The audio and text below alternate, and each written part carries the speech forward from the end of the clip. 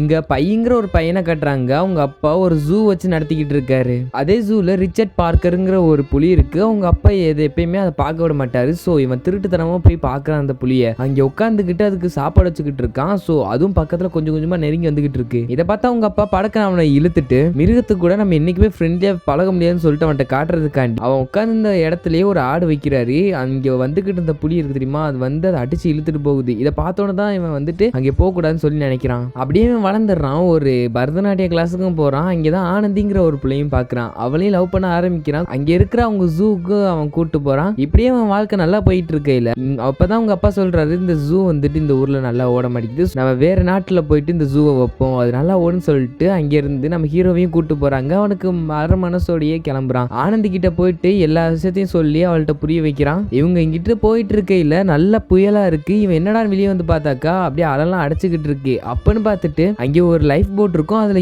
ஏறிட்டு அவங்க அம்மா அப்பாவை கூப்பிடுறான். அவங்க அம்மா அப்பா வர்றதுக்கு முன்னாடி அதுல ஒரு வரிகுதை விழுந்து அங்கிருந்து அவன் மட்டும் தப்பிக்கிறான். அவங்க எல்லாருமே இறந்து போறாங்க. அவன் வரிகுதையோட நின்றுகிட்டு இருக்கையில அப்போ ஒரு ஹைனா வந்துட்டு அந்த வரிகுதையை அடிச்சு சாப்பிடுது. அங்க இருந்து ஒரு ஒராங்கொட்டான் குரங்கு வருது. அது வந்தோன்னா அதையும் அது கொன்றுது. இவன் எவ்வளவோ வேணாம் வேணாம்னு சொல்லி பாக்குறான். ஆனா அது கேட்க மாட்டேங்குது. படக்குன்னு உள்ள இருந்து ஒரு புலி வந்துட்டு அந்த ஹைனாவே அடிச்சு சாப்பிட்டுட்டு இவன் பக்கம் திரும்புது. அவன் மேல வர பார்க்கையில அங்க இருக்கிற கிளாத் வந்துட்டு ரொம்ப வழுக்கிறதுனால அதால மேலே ஏறி வர முடியல.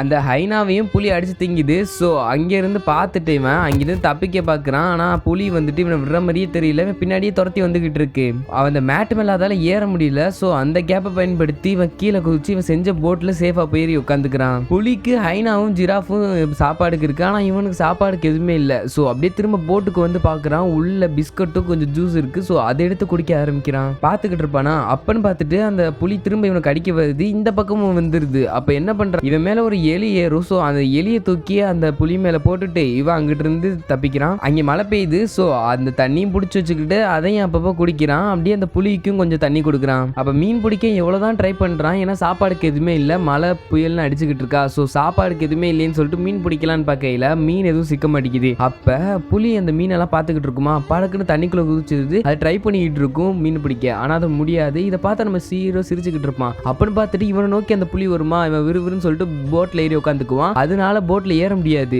அதை பார்த்துக்கிட்டே இருந்தவன் இதான் டைம்டா அப்படின்னு சொல்லிட்டு கொள்ளலான்னு பார்த்தாலும் இவனோட மனதாபிமானம் அதை விட மாட்டேங்குது. அது மேலே ஏறதுக்கு இவனே உதவி பண்றான். ஒரு மீனையும் கஷ்டப்பட்டு பிடிச்சி அதை இவன் கையாலே கொள்றான். அது பறக்குன்னு அப்படியே கலர் மாறுமா, அதை பார்த்துட்டு இவன் ரொம்ப கஷ்டப்படுறான். நம்மளே கொண்டுட்டோமேன்னு சொல்லிட்டு எப்படியோ கஷ்டப்பட்டு ஒரு மீனை அடிச்சு கொள்றான். கொண்டதுக்கப்புறம் அதை பார்த்துட்டு இவன் ரொம்ப கஷ்டப்படுறான். இப்படி ஒரு உயிரை கொண்டுட்டோமேன்னு சொல்லிட்டு அந்த மீனை தூக்கி ரிச்சர்ட்டை போட்டு அதை சாப்பிட வைக்கிறான். அப்படியே அன்னைக்கு நைட்டும் ஆகுது. அப்படியே தண்ணிலாம் க்ளோ ஆரம்பிக்குது. அவன் அப்படியே பார்த்துக்கிட்டு இருக்கையில படக்குன்னு உள்ள இருந்து ஒரு திமிங்கலம் எகிரி குதிக்குது. குதிச்ச ஸ்பீட்ல இவனோட போட்டையும் கவுத்துட்டு போயிருது. அவன் என்னடா வாழ்க்கைன்னு சொல்லிட்டு நீந்திக்கிட்டு இருக்கான். இங்கிட்டு பார்த்தா காலையில காட்டுறாங்க நம்ம ஹீரோ போட்ல ஏறி நிக்கிறான். நின்றுகிட்டு இருக்கையில ஒரு மீன் வந்துட்டு மூஞ்சிலே அடிக்குது. என்னடான்னு பார்த்தாக்கா அங்க இருந்து எல்லா மீனும் அப்படியே கூச்சு வருது. ஆனா இவன் குனிஞ்சுக்கிறான். ஆனா அந்த புலி மட்டும் எல்லா மீனையும் தூக்கி உள்ள வாங்கி போட்டுக்கிட்டு இருக்கு. அப்படியே ஒரு பெரிய மீன் உள்ள வந்து விழுகுது. அதை புலி சாப்பிடலான்னு பார்க்கையில அதை நம்ம ஹீரோ புடிங்கிட்டு எனக்கு கொஞ்சம் குடுங்குறா அப்படின்னு சொல்லிட்டு தின்றான். தின்னதுக்கு அப்புறம் அந்த பாதியை வெட்டி அதை புலியை இவனோட கண்ட்ரோல் கொண்டு வர பார்க்கறான். இவன் சொல்றதையும் அந்த புலி கேட்கவும் ஆரம்பிக்குது. அப்படியே அன்னைக்கு நைட்டு பெரிய புயல் வருது. வந்து இவங்க ரெண்டு பேர்த்தையும் ஒரு வழி பண்ணிட்டு போயிருது அந்த புயல். காலையில எந்திரிச்சு பார்த்தா அந்த புலி ஒரு ஓரமா முடியாம கிடக்கு. இவனும் அப்படியே போயிட்டு அதோட தலையை கொண்டு வந்து இவன் இதுல வச்சு அப்படியே தடவி கொடுக்க ஆரம்பிக்கிறான். அப்படியே இவனும் தூங்கிடுறான். காலையில எந்திரிச்சு பார்த்தா மரத்துல மோதிட்டு போட்டு நிக்குது. ஸோ அவன் இறங்கி போயிட்டு அப்படியே கொஞ்சம் கொஞ்சமா தின்ன ஆரம்பிக்கிறான் இங்கிட்ட உள்ளதெல்லாம்.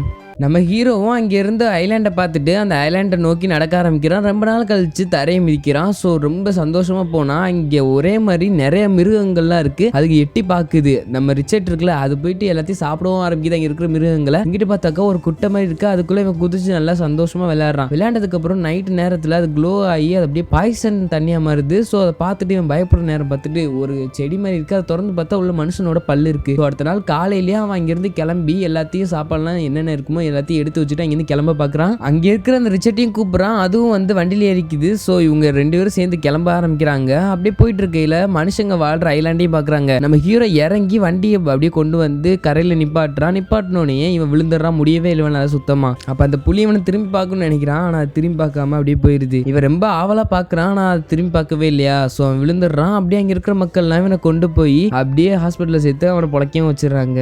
உங்களுக்கு இந்த வீடியோ பிடிச்சிருந்தா நம்ம சேனல் சப்ஸ்கிரைப் பண்ணிக்கோங்க. பாய்.